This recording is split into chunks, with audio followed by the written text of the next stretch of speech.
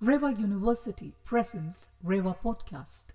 The parasites are now not responding the way it should be, and they are coming up with the drug resistance. So I think researcher can only give a way forward. We combine this with that. Ultimately, it is a decision of a pharma company and the pharma research also that okay, their existing combination is not working. Why don't you try this one? So it's very clear that we need a new drug to cure and treat this deadly disease. So, what I understand is the parasites are becoming more intelligent. So, we want to be more intelligent than the parasite. Yeah. Welcome to Reva podcast series. Today, we have with us an eminent researcher, Professor Dr. Shailaja Singh from Special Center for Molecular Medicine, Jawaharlal Nehru University, New Delhi. Welcome, madam. Thank you very much. So, since you have associated with Reva as an advisor, so it is our privilege to have a podcast with you, as well as to ask you some questions from your malaria research, Yeah, sure. because you are one of the eminent personalities in malaria research, where we can count on fingers that very few people are working on the research related to malaria. Whereas from Indian subcontinent, so you are one of the prominent researchers who work on especially on drug repurposing. So in that scenario, I would like to understand what is drug repurposing and why it is particularly relevant for tackling malaria. Yeah. So before coming to your question, I just want to show my really pleasure and also I would like to thank to Reva University that it's a real wonderful association which I feel that coming here is always the seeing their development, their zeal to become a really number one university, and the uh, efforts they put is always gives you immense pleasure. So I really would like to thank the Chancellor and the Vice Chancellor of this university. And on your question of drug repurposing, so what is drug repurposing basically? As we know, for any disease, already there are drugs, already existing drugs are there. Like for example, even for malaria, we have drug like chloroquine and artemisinin and the combination therapy involving chloroquine and artemisinin. First of all, why we need a new drug? So we all know that in case of because malaria is my specific domain where I'm last 20 years I have invested research efforts towards it. The already existing drugs, the parasites are now not responding the way it should be. And they are coming up with the drug resistance. Like as I said, the chloroquine is no more that effective for many malaria parasite in a very specific regions because the parasite have developed against resistance on against chloroquine. Similarly, for artemisinin, Southeast Asian country, there also we have found that the parasite have started coming up with the resistance against artemisinin. So it's very clear that we need a new drug to cure and treat this deadly disease. Still, we are. Then what is drug repurposing? So either we can go for drug discovery. So as I said, that any drug discovery platform, it takes years of research efforts. Like for example, you are identifying a compound, then you are checking its efficacy against parasite, then you are also checking its efficacy towards the field, then you are again developing it for a safer dose, then you are modifying chemistry for its simple approach, then you are again coming up with the different testing to come up to that level that the drug is now can be used for the malaria treatment. And then after certain time period, you know that the parasite has developed a resistance. Drug purposing is one way a faster approach because you are just repurposing. Already, let's say there is a cancer drug or if it is a drug against virus, and now you think that that drug which is being used for the cancer or for the virus can be now further used for the malaria. Mhm. So you want to ask that question whether the existing drug where the toxicity profile is in place, already it is being used for that particular disease, can it be repurposed for malaria? And that's what, as I said, then it's a very faster approach. But in that case, we need to make sure that there are two drug discovery approach. Even in drug repurposing, we have two approaches. One is what? That we say phenotypic based drug discovery. Right. Second one is a target based drug discovery. So even if I want to repurpose a drug, I can just ask, okay, it's a viral drug or it is a cancer drug. I just want to see whether it is killing the malaria parasite or not. It can be used for malaria or not. But if I know that that cancer drug, let's say, is targeting topoisomerase, for example, then I would like to know whether it's a target in case of cancer, but whether the same target is similarly present in malaria. So I know the target and now I would like to repurpose. So that way, repurposing in a very nutshell, I can tell that this is like a faster approach. We can immediately, like few years of research efforts, can give us the drug which will be which we can use to manage even the resistant parasite. Right. So what I understand is the parasites are becoming more intelligent. So we want to be more intelligent than the parasite. Yeah. So, So that's yes, good. Happy that- to understand that. Yeah. And can you please shed the light on some of your recent success stories in your research related to malaria? Yes. So, as we are talking about the drug repurposing story, drug repurposing topic, so I would like to share two of our research which has now published already, and where we have put extensive approach and efforts to come up with the idea and demonstration of our idea that this drug can be repurposed. I'll name two publications. One is in AAC. It's a very reputed journal. Yeah. And then it was also covered by another high impact journal that this story is really great and the research is good. And the another one is also in biochemical pharmacology. So first drug which we chose is Elisporivir. So we know Elisporivir is generally been proposed for the viral disease. And we knew that this Elisporivir, it targets the cyclophilin. So the target of Elisporivir drug, as the name suggests, vir, meaning it is antiviral. Antiviral. And in the virus, virus infection, it targets the cyclophilin. We also had the idea that in case of malaria parasite, specifically the malaria drug-resistant parasite, which have developed the resistance against drug like artemisinin. We know, first we analyzed the artemisinin-resistant parasite, that they were not responding to against artemisinin. What is the molecular mechanism? We found that this cyclophilin protein is upregulated. So we thought, okay, this cyclophilin is doing some way helping the parasite to develop the resistance against the artemisinin.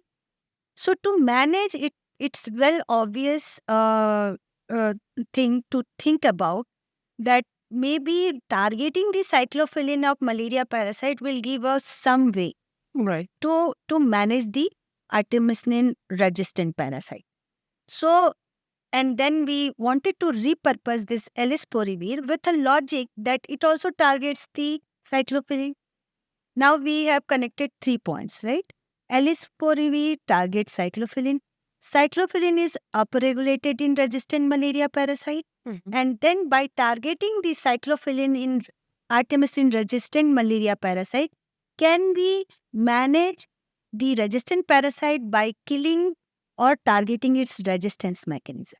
And it perfectly worked with this kind of a innovative approach. And by repurposing the alisporivir, we demonstrated that not only it is a good antimalarial in a normal parasite, but it is a very good antimalarial in resistant parasite, and it can also enhance the efficacy of artemisinin. Because artemisinin is not working, cyclophilin is up. Now you are targeting the cyclophilin through the alisporivir. So combine the two drugs, you have a solution. Second success story of us, which is very much important, again it is to manage and kill the malaria-resistant parasite, like a drug-resistant malaria parasite. So in that case, we use this drug, which is like a nitroflurintoin. Okay. Like this drug, which is very much commonly used for the as an antibacterial when like urinary tract infection, especially for very common when we don't want to treat the UTI for with the antibiotics. We just want to kill the bacteria through the normal drug, and it is a over-the-counter drug. You know, you can just go and for antibiotic you need a prescription from the medical.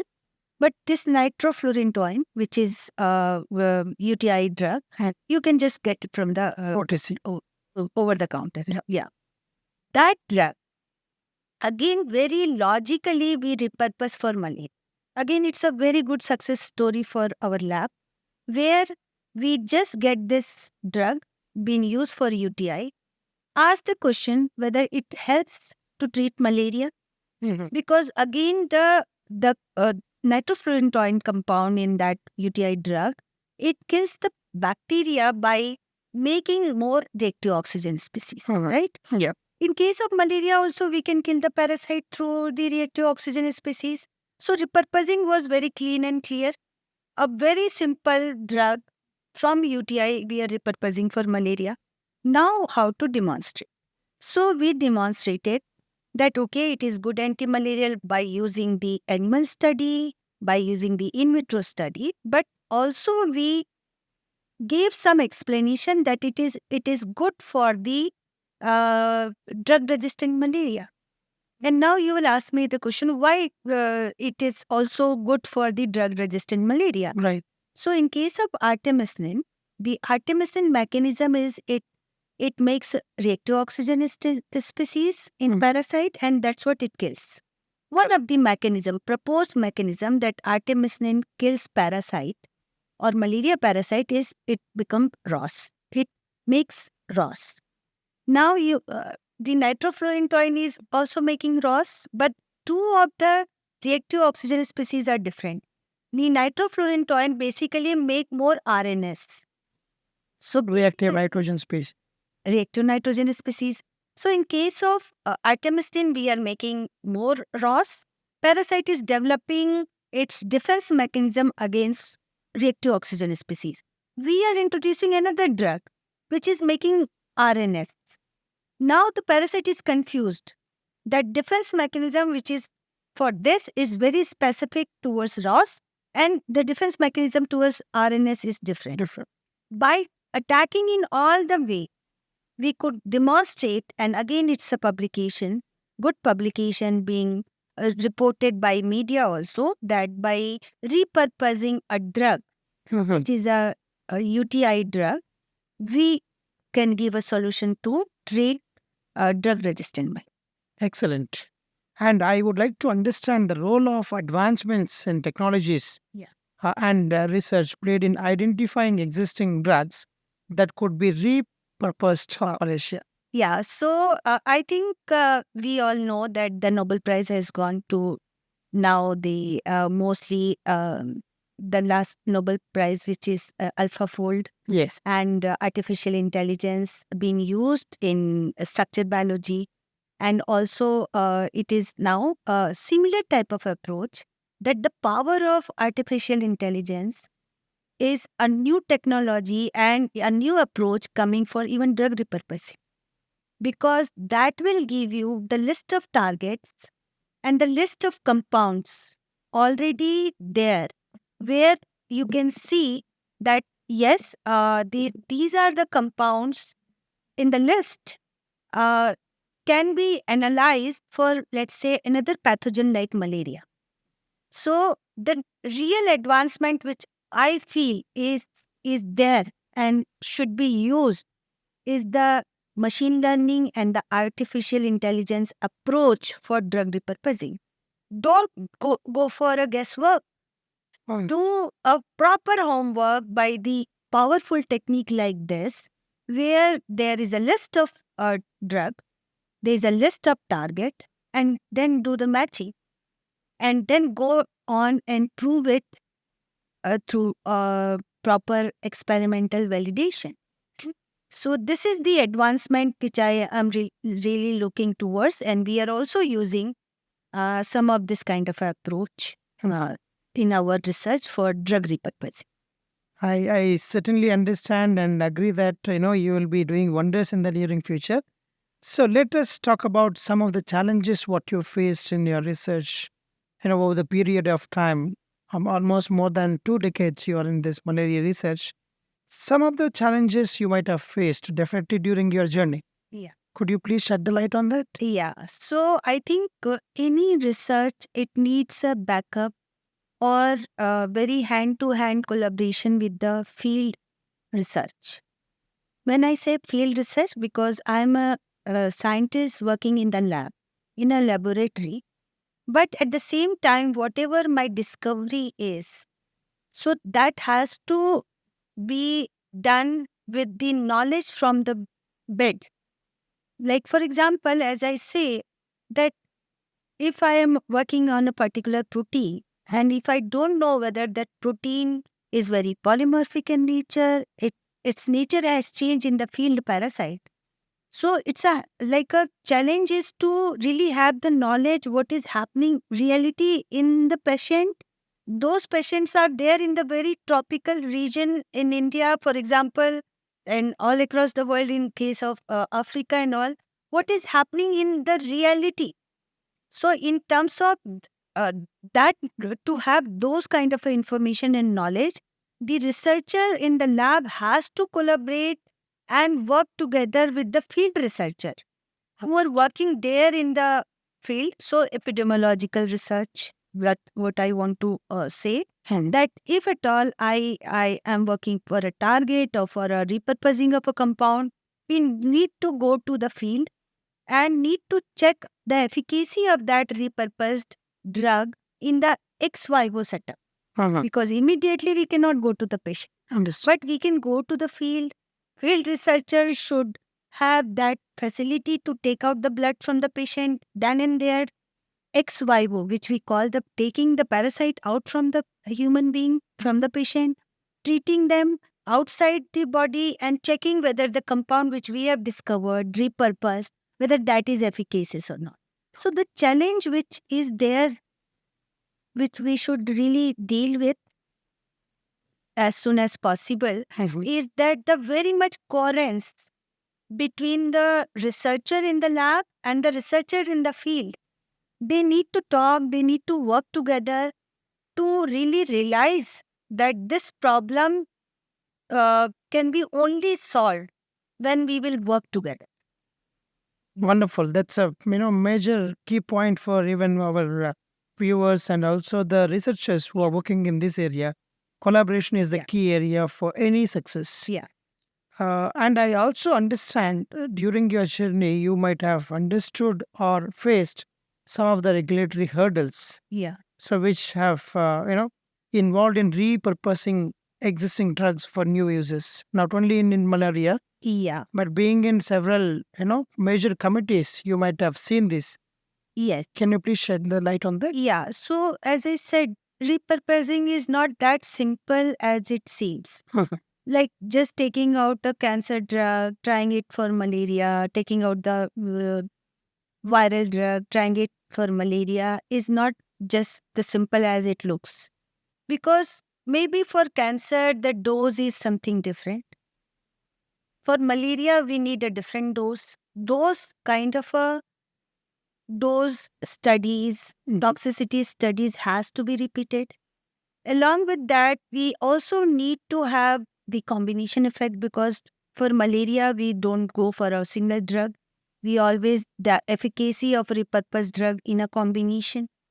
Then at the same time, the pharma company also, who are the major players who are making this combination drug, Right. they also need to be in the same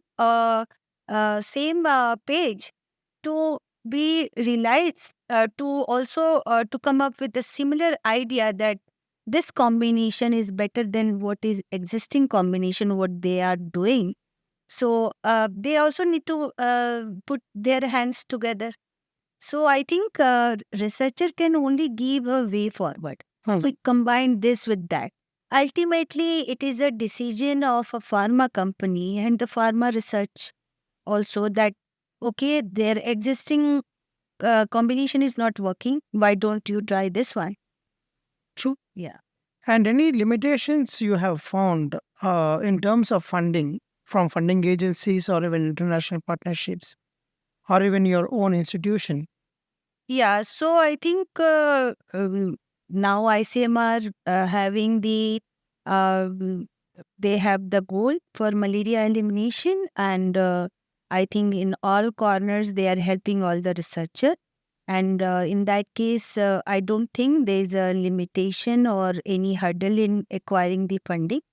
Just you have to pose a right type of approach and right type of question for your research.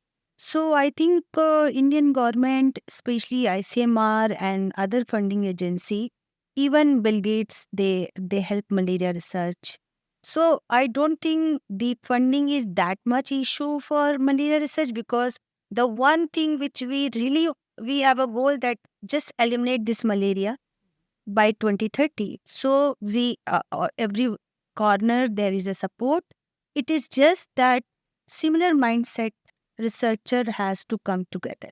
Right. Funding, I don't think is an issue, because if all are working together with the right kind of approach, there is no. Yeah, I think that's a great news and then excellent opportunities we have for funding, Yes. as well as the young researchers should understand clearly that the funding opportunities are there and you only need to set right objectives to be focused on to get more funding. Yeah. So I have one more question regarding drug resistance, which you have clearly mentioned in your very first question.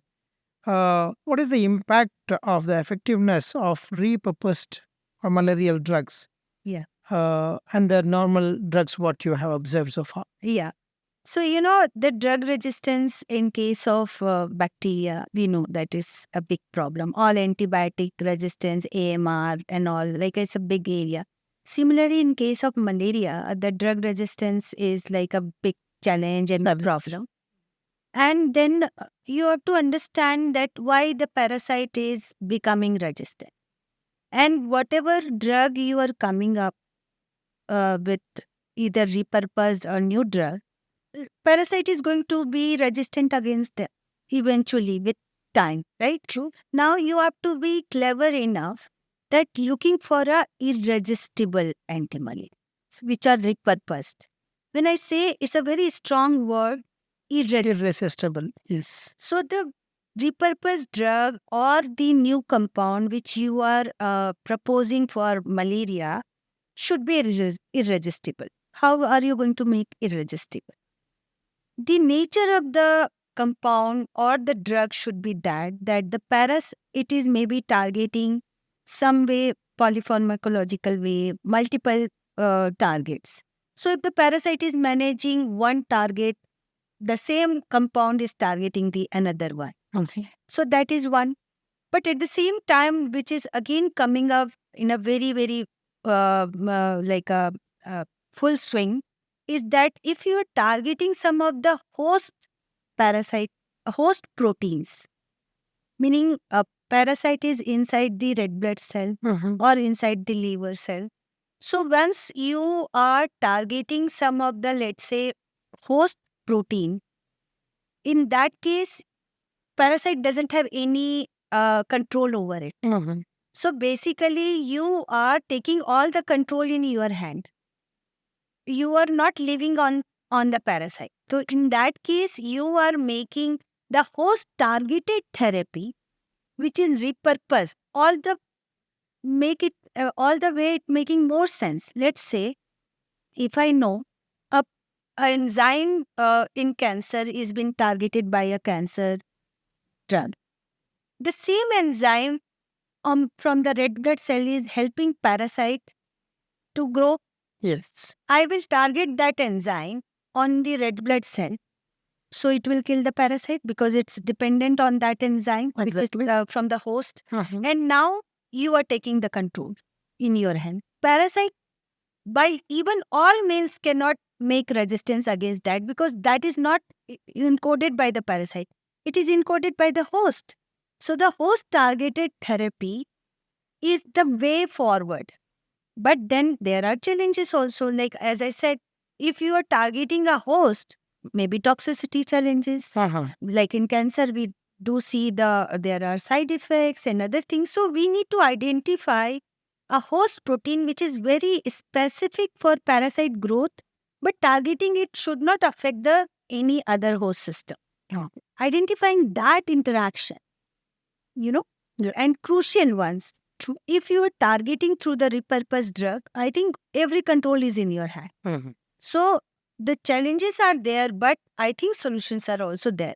So host targeted therapy, therapy by repurposed drug, and combination with the anti-parasitic drug is a way forward Good. for elimination of malaria or eradication of malaria.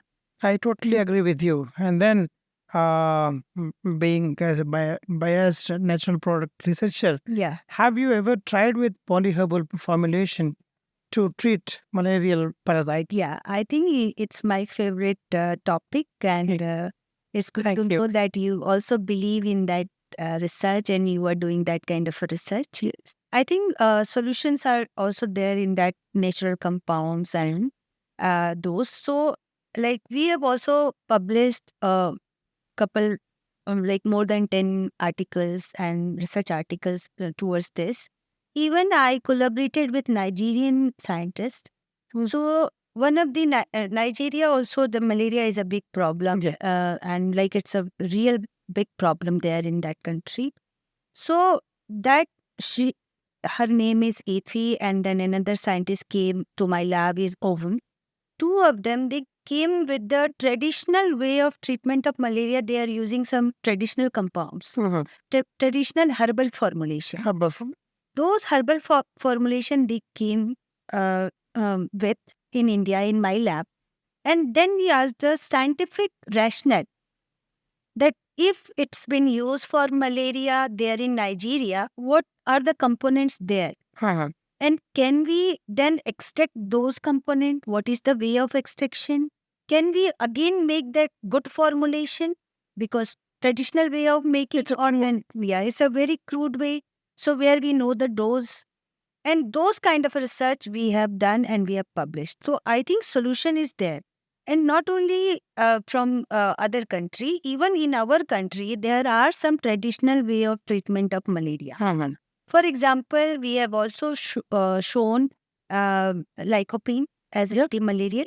We have shown allicin Helicin, yes. as an anti-malarial.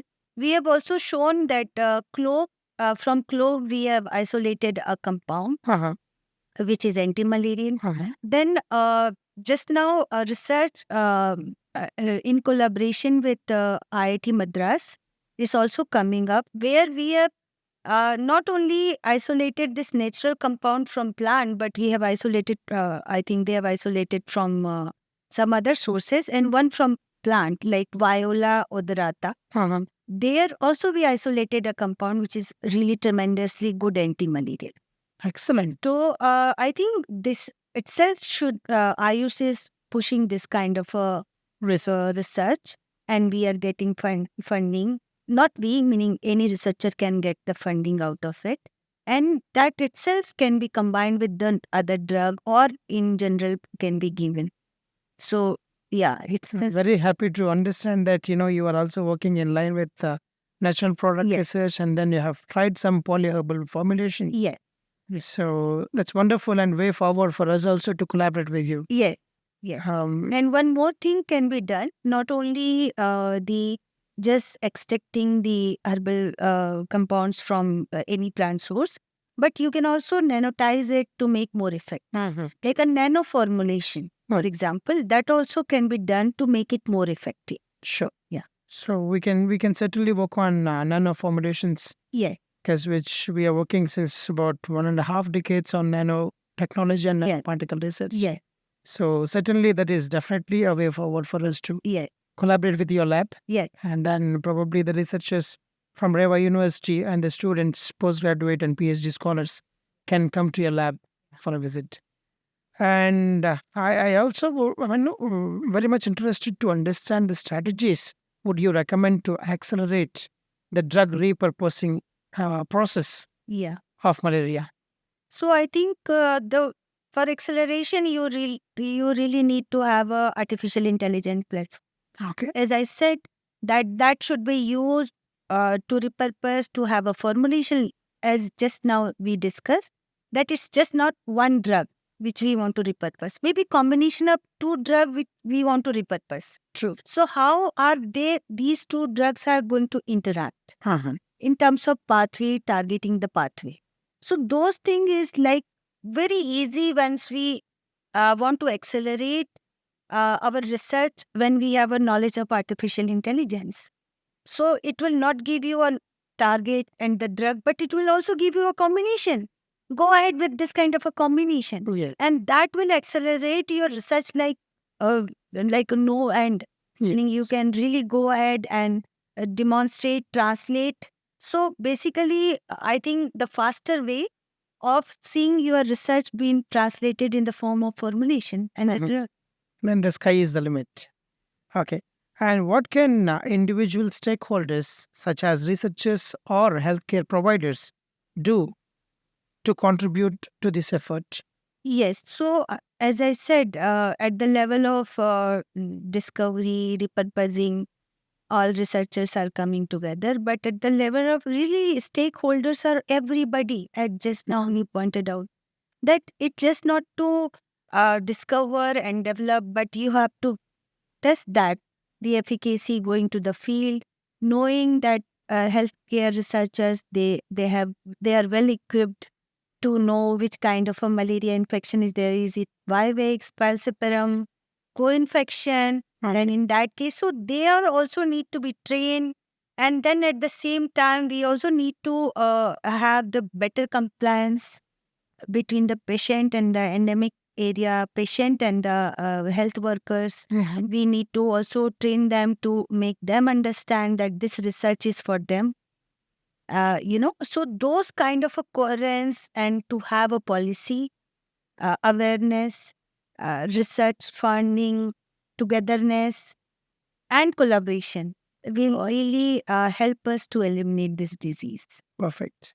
And I would also like to understand what kind of lessons you might have gone through, lots of, hardships during your journey, but still enjoyable moments in your research, because all the time, whenever we find good results, we enjoy with the results. So, what kind of lessons learned from drug repurposing in other diseases could be applied in malaria? Yeah. So I think it's very simple to understand that uh, that for repurposing, of course, for other disease, let's say artemisinin itself is being used for cancer. Correct. Now, from the COVID time, we know hydroxychloroquine Huh. is being used for SARS coronavirus. Correct. So it's the repurpose example are in front of us. So why, if malarial drugs are being used for other disease, why can't the other way around? So of course, the lesson learned is that they have shown, they have demonstrated that the malarial drug also work against cancer. Different. The malaria drug works against the SARS coronavirus. So similarly, can the antiviral drug be used for malaria, mechanism of action and everything. But at the same time, as just you rightly asked, that what kind of hurdles or challenges I have faced, or maybe I have learned by facing them, that I think we all need to come out from our comfort zone. Because being a researcher, being a scientist, I can only sit in my lab and doing one research, one protein, one compound. That's not going to help my country need. So in that case, I have realized this now that it's just not that I need to just come out from my comfort zone where I'm doing my research and having my eureka moments, seeing my research coming up, but at the same time, it's translational efficacy, and maybe that is useful to in a real sense that I can translate my research from bench to bed. So that is now, I think, my message to every researcher that we all need to come out from our comfort zone and we need to work for the real need, healthcare need. If our research will just die at the lab level, it's no good. But if we can prove something that it can be translated, it can be developed really to help the mankind. Wonderful. Bench to bedside is, is the momentum The which, message. yes, it's For okay. me, Huh. as I said, I have learned this lesson that any research of mine, if it will really go to the bedside and help the patient, that would be a real research, which I think I shall be proud of. What message would you like to convey to the listeners who are very much interested in supporting malaria research or any other researchers Yeah. from your experiences? So from, I think, to work in any area, I think you should understand the value of that research. For example, maybe to all my students, my listeners, and even other my faculty colleagues, my researcher colleagues, and even me, when I could really relate to my research, when I got to know, when I started collaborating with Tripura area, one of my collaborator, Dr. Ipshita Pal Bhaumik, she is ICMR scientist. And we are involved in together with one research, and she sent some samples to for the analysis. And just after 3 days, we got to know that that child of 2 years age, she died. My goodness. That was the day it was a real turning point for me. It is just not one protein, one compound, one drug. It's a life. Yeah. So that's the message I want to give. Whatever you are doing, whatever research you are contributing to, whatever efforts you are putting to deal or to treat any disease, first you relate your brain to that. The real value of your research which can help. So in that way, you'll be more motivated, you'll be more driven, you will really try your level best and enjoy your work also to because you are trying to give some solution, and then you will not do any mistake. For example, the all sorts of plagiarism, fabrication of results, these problems are also going to be solved. To be very, falsification of result. Because now you know that whatever you're doing and reporting, it is for the disease and for life. How come you can even afford to do so? So I think that one mindset, that first you understand that your contribution towards that science and research is of value because it value for a life. And once the day you will really know this and you will realize this, I think that's what we all need, including me. I totally agree with you.